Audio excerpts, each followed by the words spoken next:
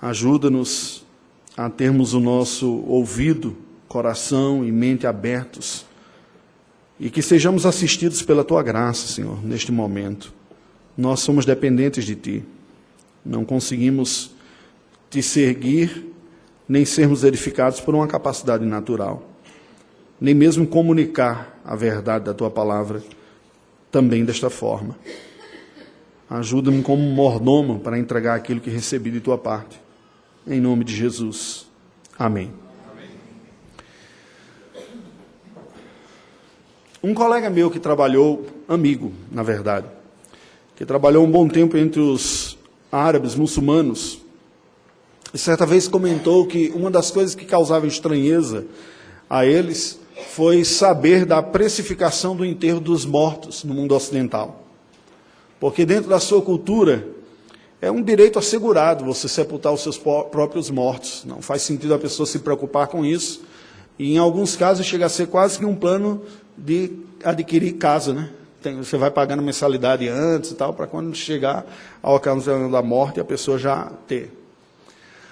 No mundo como um todo, nós temos cuidados e zelos. Essa é uma das marcas da humanidade com relação aos seus mortos. Os judeus, por sua vez, eles consideram a violação da sepultura dos seus mortos como uma grave ofensa. O local e o tratamento que nós damos aos nossos mortos revela, na verdade, o que a morte é para nós, para cada cultura, para cada povo. E os aspectos relacionados ao sepultamento dos mortos, ao cuidado deles, nos levanta uma questão evitada neste mundo contemporâneo, nessa nossa época. Como nós temos nos relacionado com a morte, com o luto, com o cadáver, o morto. Abraão era um forasteiro na terra prometida de Canaã. E agora a sua vida estava seguindo sem maiores novidades, depois da grande provação, quando Deus pede o seu filho Isaque em sacrifício. Até que chega um outro momento importante, que foi registrado na palavra de Deus, no capítulo número 23 do livro de Gênesis. Eu peço que você abra e nós vamos ler esse texto. Gênesis 23. Tendo Sara vivido 127 anos, morreu em Quiriate Arba, que é Hebrom, na terra de Canaã. Veio Abraão lamentar Sara e chorar por ela. E levantou-se depois Abraão da presença de sua morta e falou aos filhos de Hete: sou estrangeiro e morador entre vós. Dai-me a posse de sepultura convosco, para que eu sepulte a minha morta. Responderam os filhos de Hete a Abraão, dizendo: ouve-nos, Senhor, tu és príncipe de Deus entre nós. Sepulta numa das nossas melhores sepulturas a tua morta. Nenhum de nós te vedará a sua sepultura para sepultares a tua morta. Então se levantou Abraão e se inclinou diante do povo da terra, diante dos filhos de Hete, e lhes falou, dizendo: se é do vosso agrado que eu sepulte a minha morta, ouvi-me e intercedei por mim junto a Efrom, filho de Zoar, para que ele me dê a caverna de Macpela, que tem no extremo do seu campo, que me dê pelo devido preço, em posse de sepultura entre vós.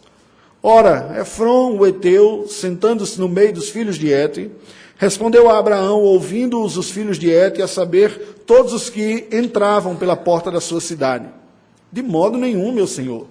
Ouve-me, dou-te o campo e também a caverna que nele está, na presença dos filhos do meu povo, e te dou a sepultura, sepulta a tua morta. Então se inclinou Abraão diante do povo da terra, e falou a Efrom, na presença do povo da terra, dizendo: mas se concordas, ouve-me, peço-te, darei o preço do campo. Toma-o de mim, e sepultarei ali a minha morta. Respondeu-lhe Efrom: meu senhor, ouve-me. Um terreno que vale 400 ciclos de prata, que é isso entre mim e ti? Sepulta ali a tua morta. Tendo Abraão ouvido isso a Efrom, pesou-lhe a prata, de que este lhe falara Efrom, diante dos filhos de Hete, 400 ciclos de prata, moeda corrente entre os mercadores. Assim o campo de Efrom, que estava em Macpela, fronteiro a Manre, o campo, a caverna e todo o arvoredo que nele havia, e todo o limite ao redor, se confirmaram por posse a Abraão, na presença dos filhos de Hete, e de todos os que entravam pela porta da sua cidade. Depois sepultou Abraão a Sara, sua mulher, na caverna do campo de Macpela, fronteiro a Manre, que é Hebrom, na terra de Canaã. E assim, pelos filhos de Et, se confirmou a Abraão o direito de campo e da caverna que nele estava em posse de sepultura. Irmãos, o que nós vemos aqui? Como falei, depois que Abraão experimenta a aprovação, quando Deus havia lhe pedido Isaque, a sua vida seguiu. Seguiu como ocorre com a vida de cada um de nós. Nós temos na Escritura Sagrada registrados momentos pontuais importantes para serem registrados para a nossa vida. A vida de ninguém é vivida a cada semana com um episódio tão rico e interessante para você ficar pensando o que é que vai acontecer na semana que vem. Talvez você pense de alguma maneira com relação à mensagem, né? São anos que ocorrem entre um evento e outro. E entre esses eventos marcantes na nossa vida existe aquela rotina diária. Acordar, enfrentar mais um dia de trabalho, cuidar das lutas do dia a dia, suar, chegar cansado no final do dia, dar graças ao Senhor por aquilo, dormir e assim seguir. Mas alguns momentos importantes aparecem e aprove ao Senhor registrar momentos como este que ocorreu na vida de Abraão. Não há nada mais comum na história da humanidade do que nós vermos as perdas das pessoas que nós amamos também, no ciclo natural da vida, do processo de nascimento, crescimento, envelhecimento e morte. Esse é o curso natural. O patriarca Abraão perde a sua esposa Sara, numa pequena alteração de uma lógica que talvez fosse o esperado, porque ele era 10 anos mais velho que a Sara, sua esposa. Normalmente, nós esperamos que, cronologicamente, os mais velhos partam primeiro. E, embora a idade fosse próxima, nós nunca temos a segurança exata de quem partirá na nossa própria casa, quem vai primeiro, não é? Tanto que existe, em muitas casas tem a brincadeira, se eu for primeiro, eu vou voltar e pegar no seu pé, não vou deixar você casar com outro, não tem umas brincadeiras assim que a gente faz, né? A gente nunca sabe, na verdade. Pois bem, isso ocorreu na vida de Abraão. Com idade bastante avançada, ele perde a sua esposa amada. Ele já tinha 137 anos de idade. E a partir desta experiência da perda de Sara, sua amada, eu gostaria de lhe convidar para refletir sobre o paradoxo da honra e da dignidade no sepultamento dos nossos mortos, a partir da experiência de Abraão. Deixa a sua Bíblia aberta aí. Esse texto do capítulo número 23 do livro de Gênesis nos apresenta 5 atos. São 5 partes em que esta narrativa se nos apresenta e se desenrola. A primeira delas está descrita nos versículos 1 e 2. Nós vemos Abraão lamentando a morte da sua esposa Sara. O texto sagrado nos diz, nesses versículos, que Sara morreu aos 127 anos em Hebrom, e Abraão veio chorar por ela. Primeiro, já é uma idade bastante avançada. Eu não tenho conhecimento de ninguém que tenha chegado com a idade tão avançada. Havia ainda, naqueles dias dos patriarcas, uma reminiscência do vigor antigo, que, embora logo após o dilúvio houve uma drástica queda da média da expectativa de vida da humanidade, alguns resquícios ainda perduraram durante alguns séculos. Só vem a se consolidar num patamar equivalente ao que nós temos hoje, depois com Moisés, algumas centenas de anos. Por isso você vê pessoas tão vigorosas e tão fortes ainda com idade bastante avançada. Mas ainda para os padrões da época é uma idade bastante avançada, não é verdade? 127 anos. Isso não eliminou de Abraão a dor da perda de Sara.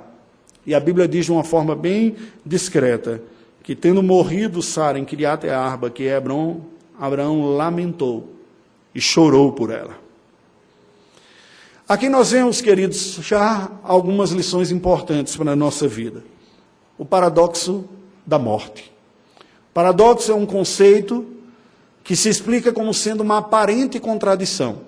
Não é contradição, senão seriam palavras sinônimas.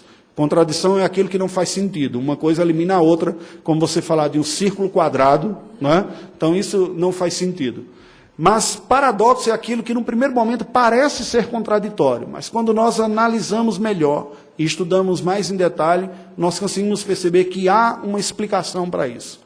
A morte é um paradoxo. Por quê?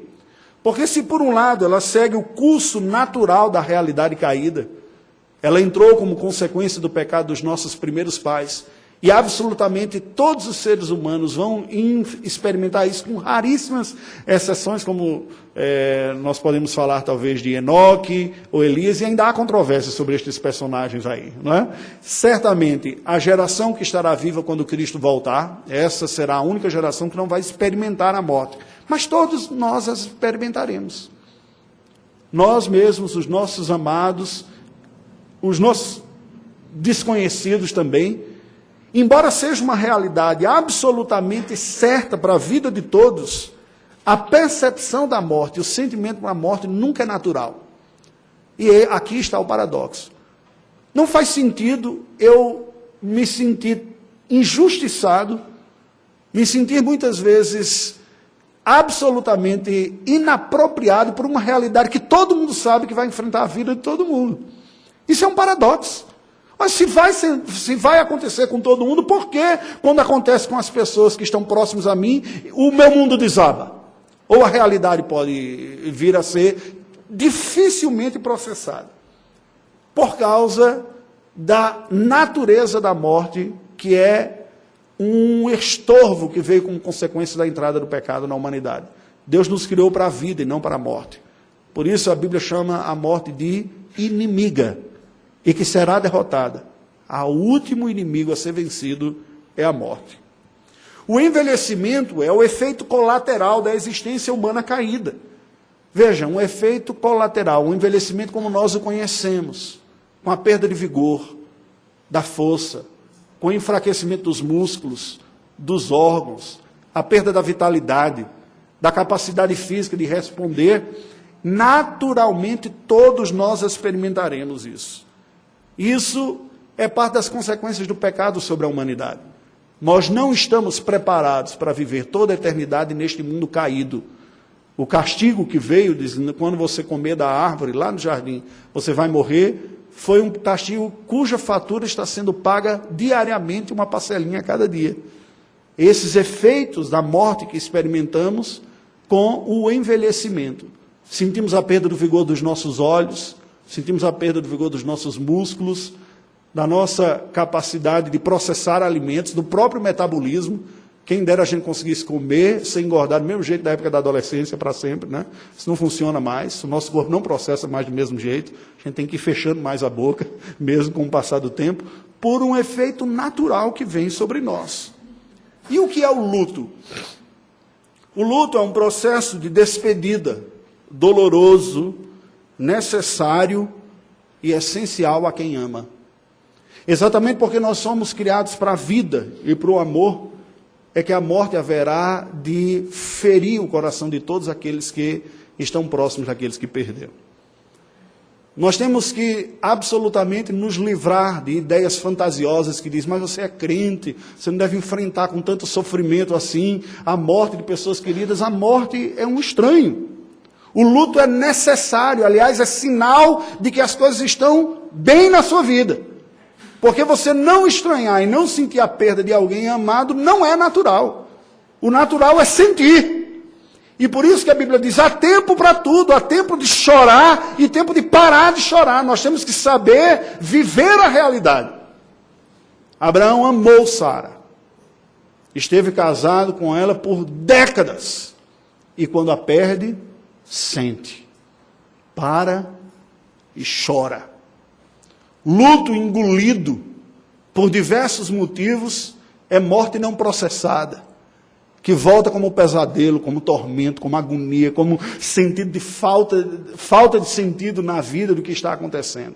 É preciso chorar, porque é preciso se despedir.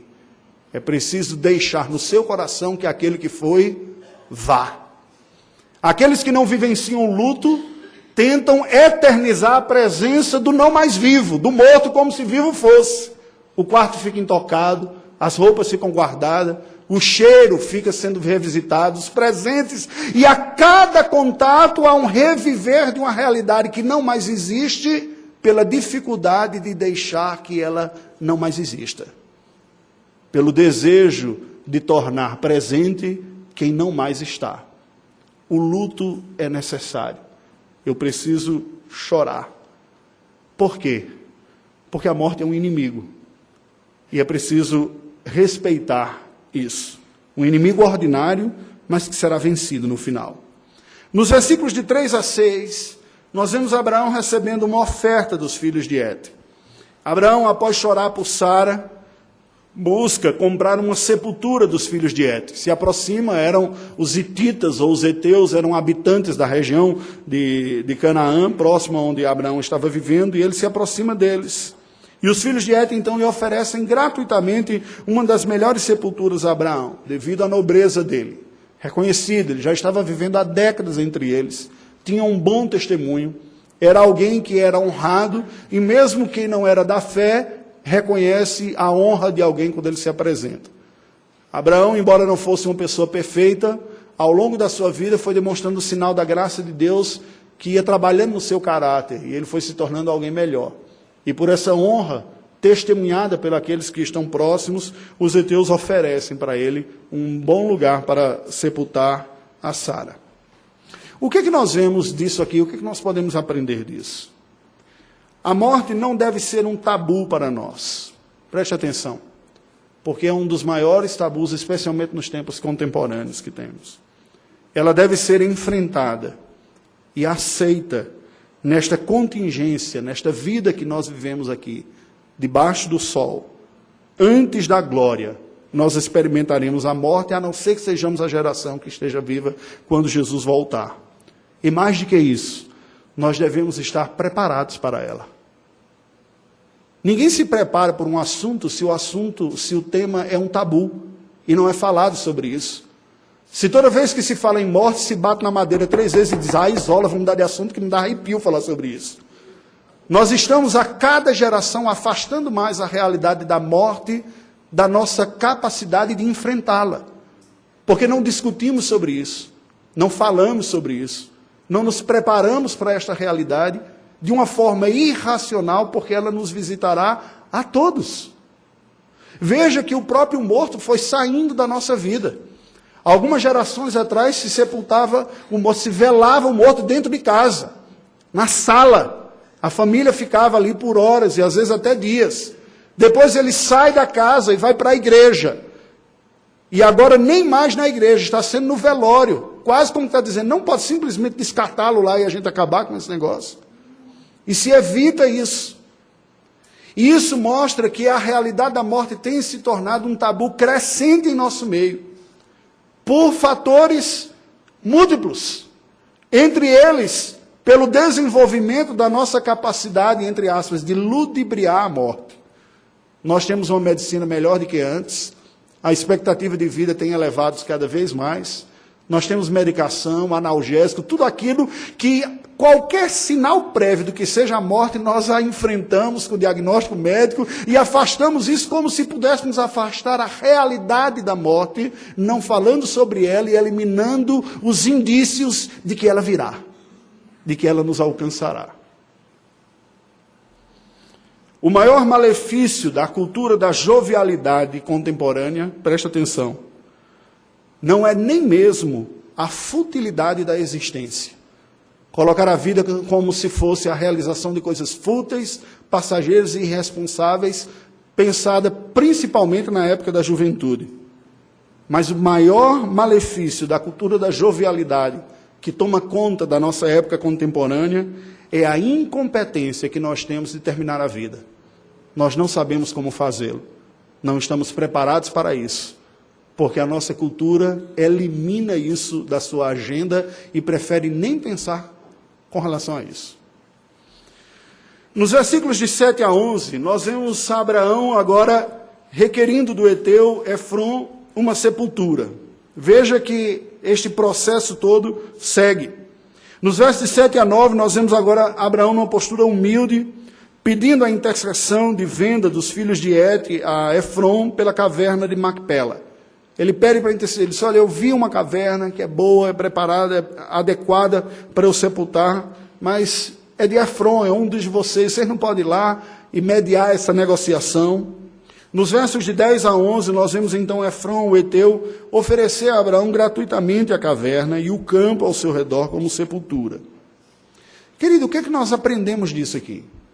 Este homem que perde a sua esposa, que vai buscar um lugar para sepultá-la, nos dá uma grande lição de espiritualidade. Preste atenção.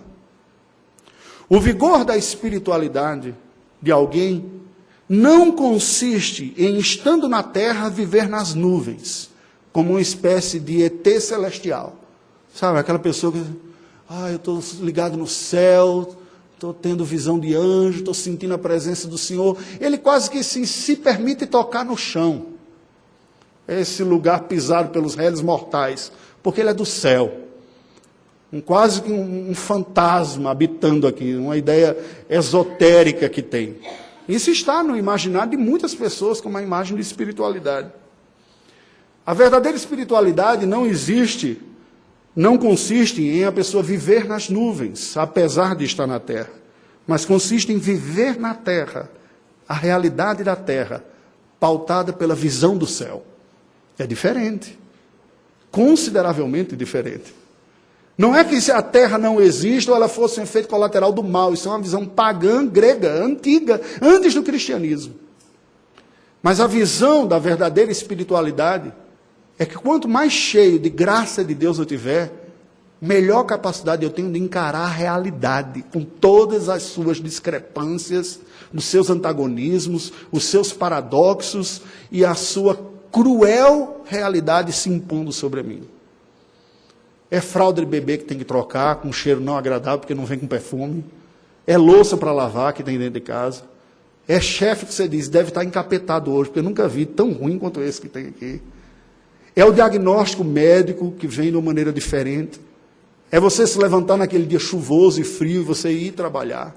É ter a conversa com seu filho, adolescente, questionando coisas desconfortáveis. Você diz, eu tenho que passar por isso mesmo. É essa contingência da vida diária, na sua realidade, sendo vivida com a perspectiva do céu, que reflete a verdadeira espiritualidade. A melhor definição de espiritualidade que eu já ouvi até hoje foi de um teólogo falecido este ano, Eugene Peterson. Ele falou, espiritualidade consiste na capacidade de nós enxergarmos graça na realidade. É muito simples, mas extremamente profunda. Porque veja que uma mesma realidade pode ser interpretada, assimilada de forma absolutamente distinta por duas pessoas. Pessoas que passam pelas mesmas lutas e dificuldades. Uma delas bradará contra os céus, erguerá a mão em revolta, dizendo, por que o Senhor me fez isso? E outro dirá, em nu nasci, nada recebi, nada vou levar, o Senhor deu, o Senhor tirou, bendito seja o nome do Senhor. A mesma realidade. Qual foi a diferença? A espiritualidade. Quem a tinha, enxergou graça no mesmo quadro que o outro só vê revolta e antagonismos. Olhe para Abraão. Ele experimentou a dor da perda da sua amada. Ele era o nosso pai na fé. Aquele que Deus falou que através de quem viriam a bênção a todas as famílias da terra. E ele não ficou barganhando, ele aceitou a morte da sua esposa. E é impressionante ver como pessoas tentam estender, às vezes mantendo seus amados em condições cadavéricas. Certamente com pouca qualidade de vida aqui, mas por uma dificuldade de deixar partir. E pior, quando se sabe que a pessoa tem um céu lhe aguardando. A realidade da espiritualidade consiste em viver na terra sob a força do céu e não viver nas nuvens, estando de passagem pela terra. Portanto, queridos, a verdadeira espiritualidade também nos ensina uma maneira de viver que não é a fuga da realidade. Algumas pessoas enxergam a espiritualidade e a religiosidade como uma espécie de retiro da realidade. A realidade é tão dura e tão difícil que eu preciso me retirar. Eu preciso orar até me energizar a tal ponto que eu saio com os olhos brilhando, fosco. Porque a realidade é cruel. A realidade, muitas vezes, nos pegará de calças curtas. Nós vamos nos sentir não preparados para ela. Mas a espiritualidade não consiste em fugir ou negar a realidade. A espiritualidade cristã, diferente de algumas orientais também, não consiste numa sobriedade tal que torna a alma humana insensível à dor. Esta é a proposta budista. Você tem que estar tão elevado espiritualmente que você agora já nem mais é tocado pela dor. E neste sentido, este padrão de alta espiritualidade é uma negação da própria humanidade. O nosso Senhor, absolutamente santo, sentiu profundamente a dor, ao ponto de chorar e orar diante do Pai e dizer: Pai, se for possível, passa de mim esse cálice, contudo seja feita a tua vontade e não a minha. A verdadeira espiritualidade não significa fugir da realidade, negá-la. Eu me lembro sempre daquela piadinha que fala dos 3 jovens crentes rebeldes que morreram num acidente de carro. Uma piada cruel, mas tem a ver com morte, tem a ver com o momento aqui, né? E aí eles acordaram no inferno, os 3, né? Disseram: ai, como é que a gente vai parar aqui?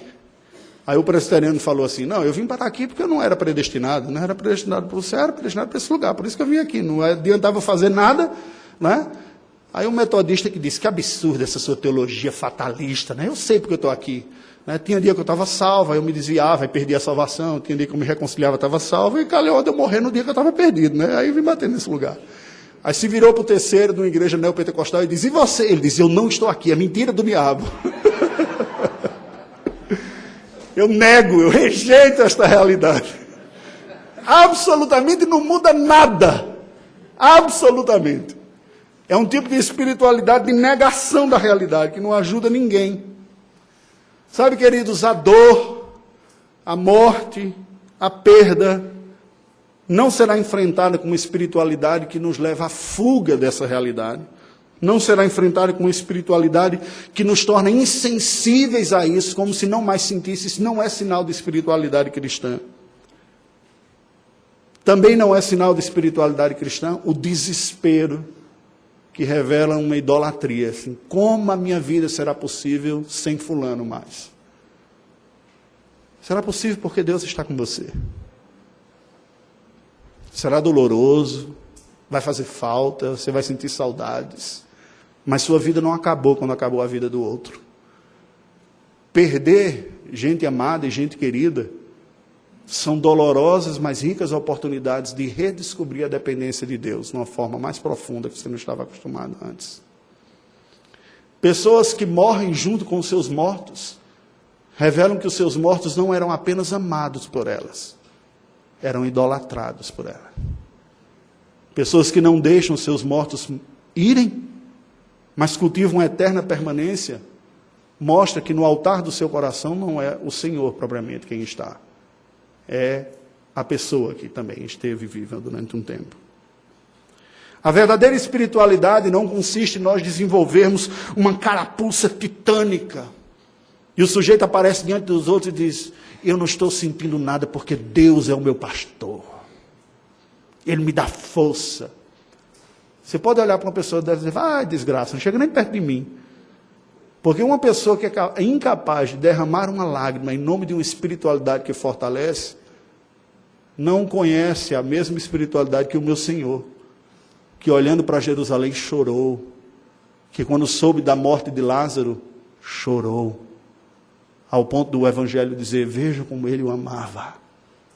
Ele chorou. Aquela ideia de alguém extremamente forte, que passa incólume pelas dores e lutas da vida, não é a espiritualidade bíblica. É uma distorção. E eu temo pela alma que se apresenta assim, porque ou é um fariseu hipócrita, que não admite para os outros fragilidades, ou é um monstro insensível, um sociopata, que não sente a dor de quem ele deveria estar chorando profundamente. Entendem? O que fez Abraão? Chorou e seguiu. Viveu. Quando há perdas, normalmente algumas pessoas se abatem mais do que elas. Um dos filhos assume a direção para ir ver lá na funerária, ver os negócios, e muitas vezes, coitado, acaba levando a peste. Não, ele é o mais assim, seco mesmo, ele é bom para essas coisas aqui. Quando, na verdade, isso acaba demonstrando uma tremenda capacidade até espiritual de lidar e enfrentar com as perdas da vida. Nos versos de 12 a 16, nós vemos Abraão pagando um preço justo pela sepultura. Nos versos 12 e 13, ele se inclina diante dos hititas e publicamente insiste, diz, não, eu não quero de graça, não, eu quero um preço justo, eu quero pagar um preço que vale o campo e a capela de Macpela, a gruta. Nos versos de 14 a 16, nós vemos que Efron discretamente precifica e fecha a venda da caverna a Abraão. Pode parecer um tanto estranho, na verdade, nós estamos falando de uma negociação aqui, num ambiente de luto. Mas nós temos algumas lições importantes disso aqui. Primeiro, uma lição ética. Abraão insiste em pagar um preço justo. Há uma dignidade por trás, um conceito de dignidade a oferecer a Sara, a sua esposa que faleceu.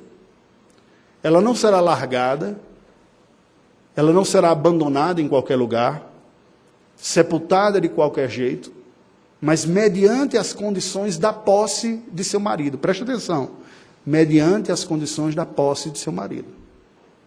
Não há opulência nem jactância aqui. Há uma sobriedade de saber o quanto eu tenho, o que eu posso, e eu farei da melhor maneira possível para honrar aquela que amei. Por isso que ele não aceita de graça. Ele não é aquela imagem irônica que muitas vezes se dá aos semitas, né? Tanto judeus quanto árabes que querem ter a vantagem em tudo. Ele olha e diz, há uma questão de dignidade aqui, e eu o farei. Da parte de Efron, nós também vemos uma ética. Por quê? Não houve um oportunismo da parte de Efron. Não são poucas as pessoas malignamente interesseiras que se aproveitam de momentos de fragilidade, da morte e da dor para lucrar em cima da morte do outro. Às vezes você ainda está no hospital, chega gente com um cartãozinho, você precisar de alguém e tal, eu tenho uma promoção, eu divido em 10 vezes, aquele só divide em 6. Aquele desconforto, eu disse, sério que eu estou ouvindo isso aqui nesta ocasião? Como missionário, a gente ouve algumas histórias interessantes. Assim como ocorreu conosco, com outras pessoas que precisam, às vezes, deixar um país rapidamente, não tem tempo para vender devidamente os seus produtos e oferece a um preço de liquidação. E aparecem alguns oportunistas para abençoar você. Eles dizem, eu dou um valor pelo kit todo, você não precisa se preocupar mais com isso. Entendem? O que Efron fez? Efron não se aproveitou daquela situação, mas ele claramente entra com Abraão num acordo que tem. O que nós vemos aqui? A sepultura dos mortos demanda que nem todos terão um Taj Mahal para oferecer aos seus mortos. Somente marajás muito ricos podem oferecer um sepultamento tão opulento quanto aquele.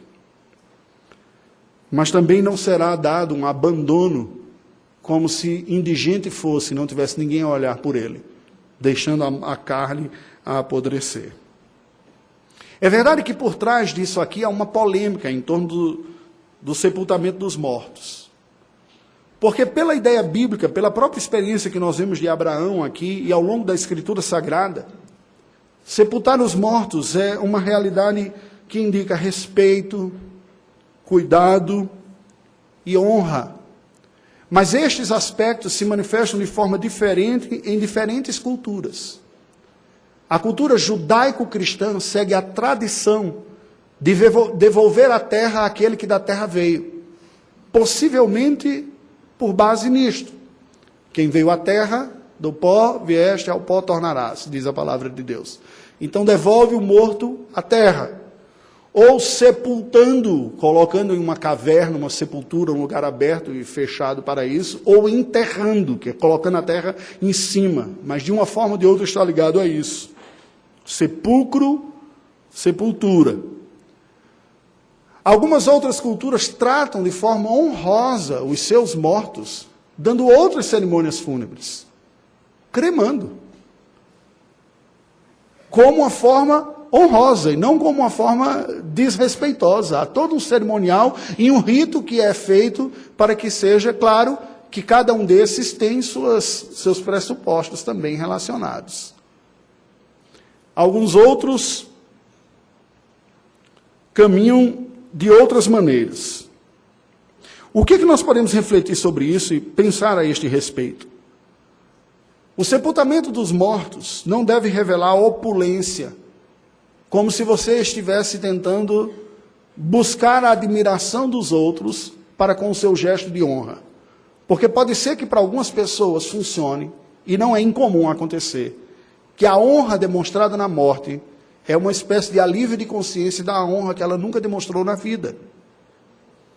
Nunca deu flores, brigava, não declarava amor, e muitas dessas pessoas se veem desesperadas quando o outro veio a morrer, e ali tentam compensar, dando uma oferta póstuma que se destaca bem acima de todos os outros, talvez para alívio do cargo da sua própria consciência pesada. Quem ama, quem experimenta, não tem necessidade de fazer algo desproporcional, porque a honra já foi dada durante a vida. Ali dará uma honra compatível com quem tiver condições de fazê-lo, e estará em paz, porque já entregou ao longo da vida. Mas também não deve ser uma coisa indiferente, seja de qualquer maneira. Estou nem aí, está morto mesmo, depois vai ressuscitar, Jesus vai levar, não é? Isso aqui não adianta de nada. O cemitério mais michuruca que tiver, pode colocar aí, está morto. Não é lugar nem época para o oportunismo também. Por fim, nos versículos de 17 a 20, nós vemos Abraão sepultando Sara, finalmente na caverna de Macpela. Nos versos 17 e 18, nós vemos o campo de Efron, com a sua área relacionada aí, sendo vendida a Abraão. E essa transação sendo confirmada. Não pequeno valor. Não pequeno valor. Para os irmãos terem ideia, o ciclo era uma medida de peso provavelmente de 15 gramas. O preço pedido e pago pelo campo era alto até para os padrões da época. Mas Abraão era um homem rico. Ele podia fazê-lo. Não é razoável que uma pessoa que não tenha condições se endivide para oferecer um sepultamento, porque ele está preocupado em mostrar para os outros que está honrando. O razoável é você fazer compatível com a realidade que você tem, como uma expressão normal da sua própria vida. Nos versos 19 e 20, nós vemos Abraão, então, sepultando Sara em Macpela, fronteira a Manre, em Hebrom, cuja posse é confirmada pelos heteus. É claro que nessa questão da compra aqui, houve algo a mais também. Abraão estava definitivamente demonstrando que aquela terra estava de alguma forma ligada a ele. Ele não estava ali de favor das outras pessoas. O não aceitar de presente tem a ver com a mesma rejeição que ele teve do pagamento quando ele foi resgatar Ló. Ninguém aqui está favorecendo o outro. Eu não aceito isso daqui. Essa terra é minha, eu estou pagando por ela. Agora, como ela não era minha antes, né? Então eu vou negociar com você aqui. Nós aprendemos duas lições importantes aqui. E preste atenção que essas talvez sejam as mais profundas e que não são percebidas explicitamente. Há uma lição de pós-vida neste ato de Abraão aqui. Uma compreensão de que há vida após a morte. Esta realidade da vida após a morte não era muito clara na época patriarcal. Era meio turva, cinzenta, mas já estava presente. Aquela sensação e a certeza de que a honra do corpo revelava a crença numa unidade do ser humano, que nós chamamos de unidade psicossomática, um corpo e uma alma. Não havia na crença de Abraão, como não há em nenhuma parte da Escritura Sagrada, a crença de que nós somos um espírito que habitamos um corpo. Esta é uma ideia espírita, estranha à Escritura Sagrada, e que por isso mesmo se acredita em reencarnação, porque esse espírito, depois que usar esse corpo, ele apodrecer, ele pode usar um outro corpo, e aquele apodrece também, usa um outro corpo. Não é esta a ideia bíblica. A honraria que é dada, a sepultura, tudo isso tem a ver com a crença de que nós somos uma unidade.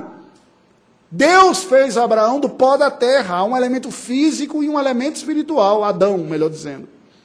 E esta unidade psicossomática, um corpo e uma alma estão presentes, definitivamente ali é a pessoa, é Sara que ali está, morta, mas é Sara.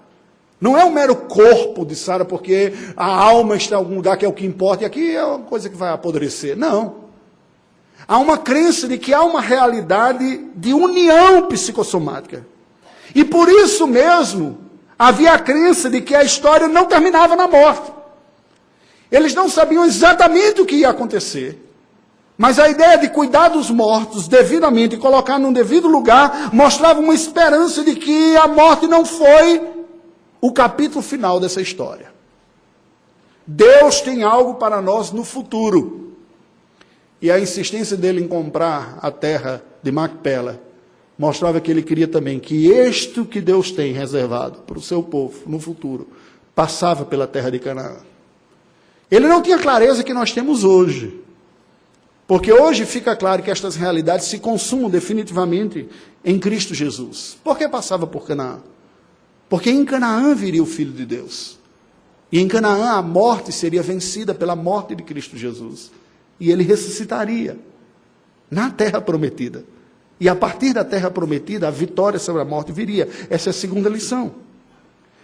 A ressurreição de Cristo é que torna plenamente claro aquilo que os patriarcas enxergaram de forma turva.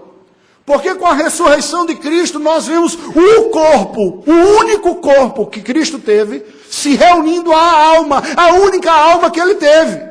Corpo e alma reconectados e reunidos no domingo. Não outro corpo, não a alma que ficou rodando e vai agora reencarnar numa outra criança.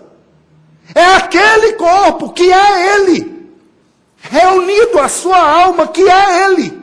Corpo e alma redivivos no domingo. Reunidos e glorificados para sempre. Vida eterna. A vida eterna consiste nisso, na vida que agora não mais se desgasta, não mais decairá. Nós aguardamos isso e cremos nisso. Corpo e alma, reunidos, glorificados para sempre. Canaã entra nessa história, pois foi naquele pedaço de terra que Cristo venceu a morte, pela sua morte e ressurreição em Jerusalém. A forma como nós cremos sobre a morte define a maneira como nós tratamos os nossos mortos. E a expectativa que nós temos com relação a eles, o que significa o corpo, mostra a forma como nós os tratamos também. Quando eu e a minha família passamos um tempo nos Estados Unidos, vivemos um tempo com a minha irmã lá no estado de Ohio, a casa da minha irmã era vizinha a um cemitério grande da cidade.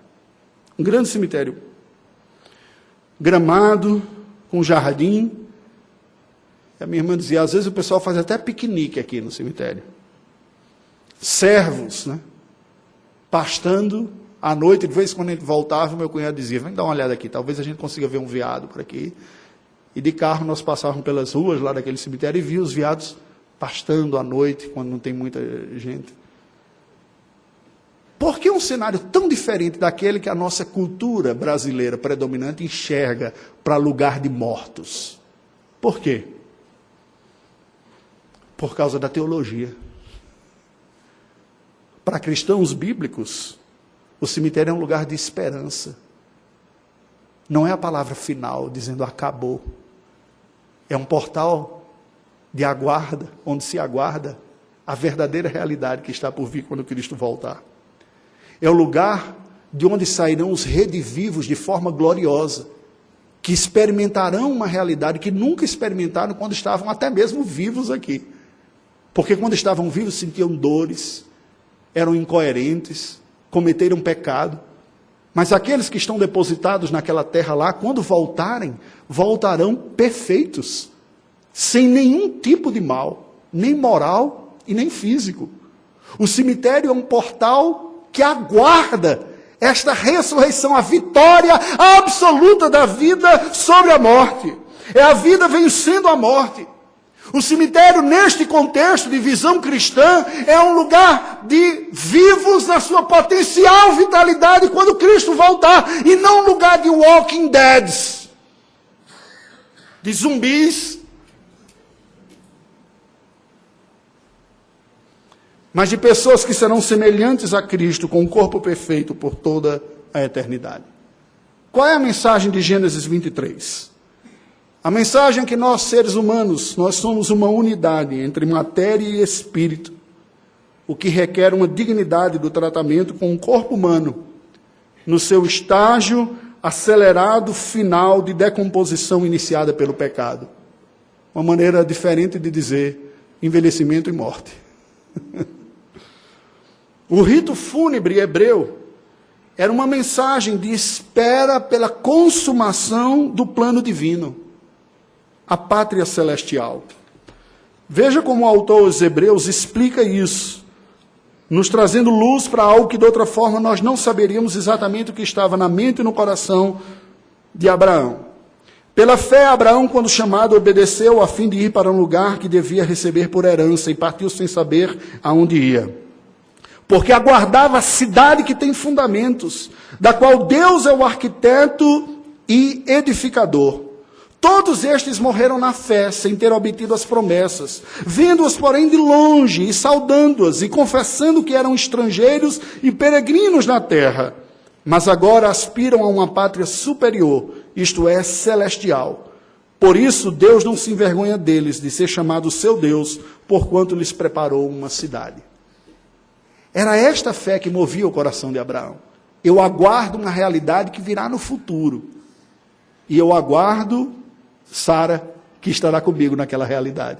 Querida, eu vou lhe depositar aqui. Depois você vai voltar. Quando a cidade prometida, final, consumada, que Canaã é um mero reflexo, se estabelecer aqui na realidade. Essa vitória da vida sobre a morte, que é a morada final de todos os crentes pela promessa de Deus. Qual é o recado que esse texto nos dá? Presta atenção.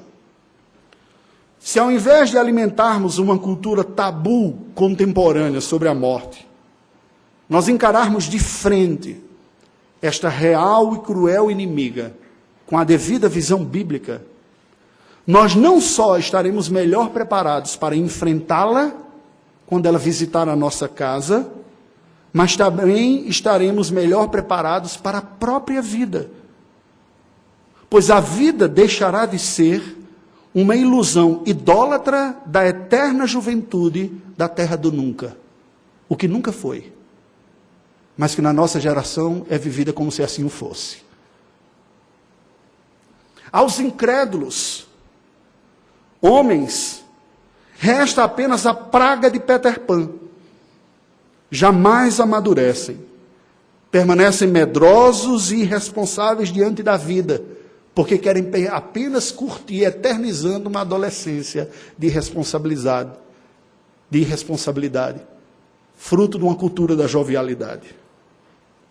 As mulheres, resta o pavor da bruxa da Branca de Neve, o pavor de ver a sua beleza e a sua juventude ruírem implacavelmente no processo mortal da deteriorização. O medo das rugas, do cabelo branco, do corpo que diz para você, você está envelhecendo. E será muito maior numa cultura que não está preparada para a morte. Essa crise será muito mais profunda. Já os crentes, preste atenção. Se você é crente, estou me dirigindo a você agora. Isso não é um convite para ser. Para ver a vida de uma maneira diferente.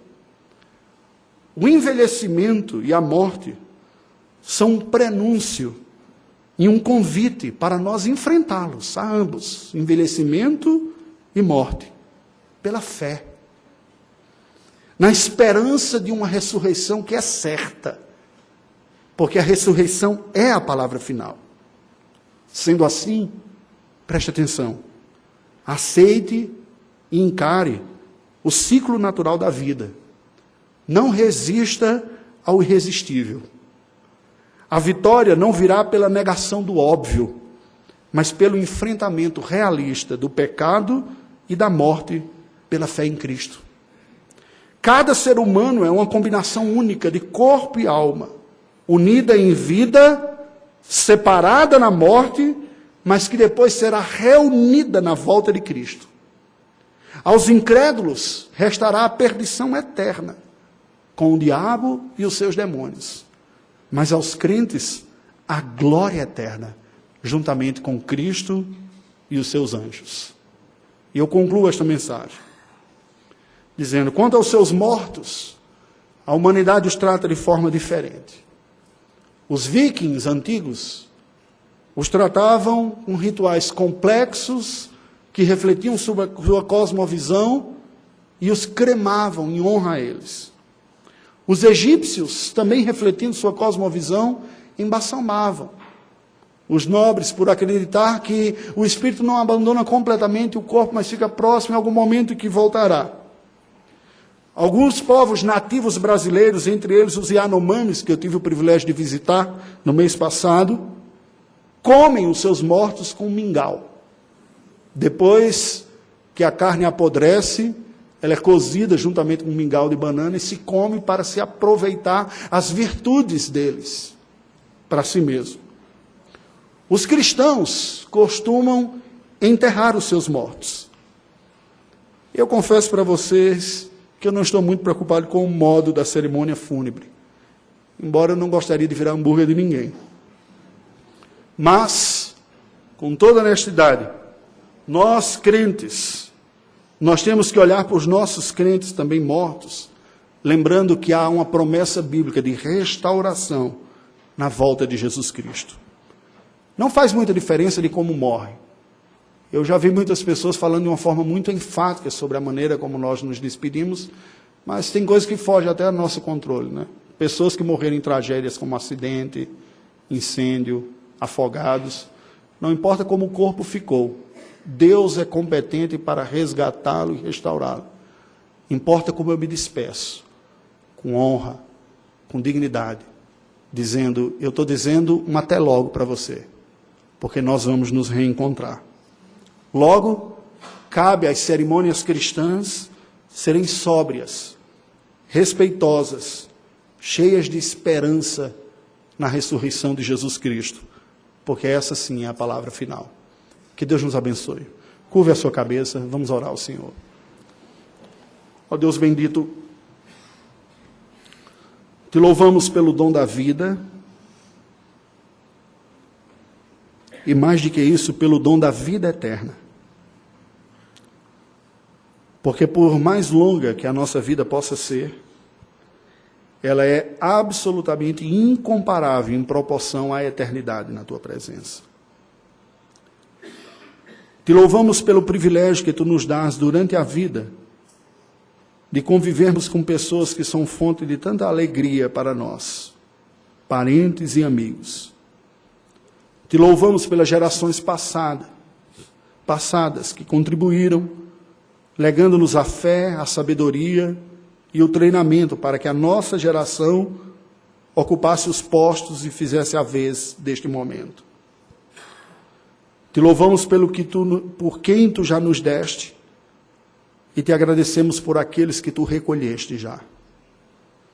Pedimos ao nosso Deus que o Senhor nos ajude a termos uma fé madura, que nos capacite a encarar a realidade debaixo da tua graça e da tua providência, sabendo que a morte não tem a palavra final, especialmente para aqueles que creem, porque os crentes experimentarão a vitória sobre a morte pela ressurreição e pela vida eterna. Nós te rogamos neste momento, Senhor, consolo do teu Espírito para as almas enlutadas, aqueles que estão sofrendo perdas de queridos recentes. Mas intercedemos também de uma forma especial para aqueles que não estão conseguindo vencer o ciclo do luto, que não conseguiram dizer adeus, se despedir dos seus mortos, que os mantém na esperança de mantê-los vivos, são atormentados por fantasmas que não se despedem. Conceda graça a estes irmãos, para encontrarem o consolo do teu Espírito e a satisfação em Cristo Jesus, para poder se despedir dos seus mortos, terminarem o seu luto, erguerem os olhos e seguirem com a sua vida na esperança da volta do Senhor. Ajuda-nos, ó Deus, a vencer os nossos temores. Liberta-nos da infantilidade e da idolatria da juventude reinante em nossa época. São tantas pessoas com a dificuldade de aceitar o preço natural da vida, do envelhecimento. Dá-nos a sobriedade para desfrutar cada momento de nossa vida com qualidade, mas respeitar o momento e viver o momento. sabendo ser criança, ser adolescente, ser jovem, ser adulto, ser idoso, e em todas as circunstâncias, ser do Senhor. Ajuda-nos.